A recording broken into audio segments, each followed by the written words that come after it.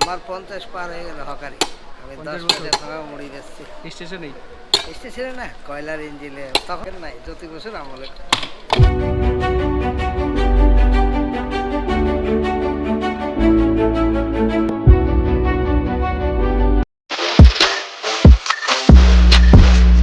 বাড়ি থেকে বেরিয়ে পৌঁছে গেলাম স্টেশনে। একটা 360 ডিগ্রি ভিউ দেখে নাও সবাই। এবার শিলিগুড়ি যাচ্ছি পরিবারের সাথে, মানে মা আর দিদির সাথে।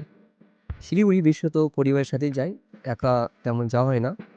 আর সেখানে এক দিদির বাড়িতে গিয়ে উঠি, সেজন্য হোটেলের কোনো ঝামেলা নেই। আর পরিবারের সাথে ঘোরার একটা আলাদাই আনন্দ আছে। স্টেশন গঙ্গারাম স্টেশন দাঁড়ানো এখানে।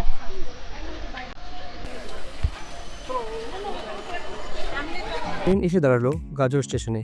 এই গাজর স্টেশনেও অনেক স্মৃতি জড়িয়ে আছে, ওইটা অন্য কোনো ভিডিওতে বলবো।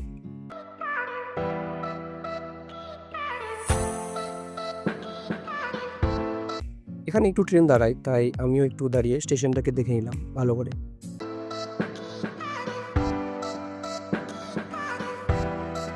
এরপর গরিবের খাওয়া দাওয়া, মায়ের হাতের ছোলার ঘুগনি আর রুটি। অনেকগুলো আমের বাগান একসাথে দেখলে মাথায় একটাই নাম আসে, আর তা হলো মালদা। সারি সারি প্রচুর আম বাগানের পাশ দিয়ে আমাদের ট্রেন চলেছিল গন্তব্যের উদ্দেশ্যে। তারপর ট্রেন দাঁড়ালো একলাখি জংশনে। এখানে ট্রেন প্রায় 30 মিনিট দাঁড়ায়।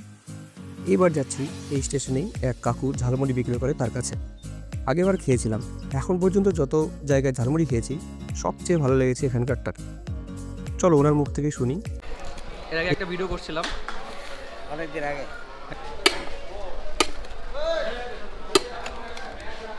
কদিন তো করতে জানো বললে একদিন? আমার 50 পার হয়ে গেল হকারি।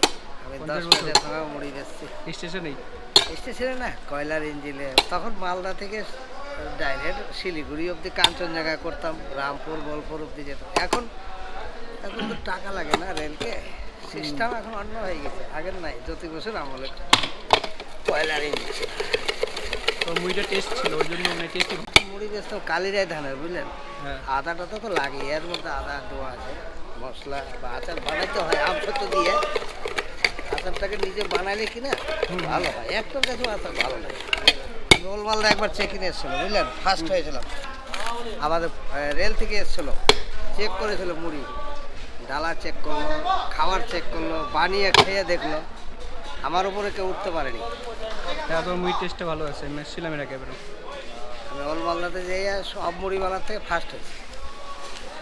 এখনও মুড়ি যে বানাই দেবো কিনা, ওকে আসতে হবে আমার কাছে, আমি জানি। হ্যাঁ, আমি ওই জন্য তো কোথাও গেলাম না, সরাসরি এখানে দোকানে খেয়েছি। ঠিক আছে, কাকুর কাছে আসতে হলে আসতে হবে একলাখি জংশনে। ও খুব ভালো বানায়, যারা যারা খেতে তো চলে এসো।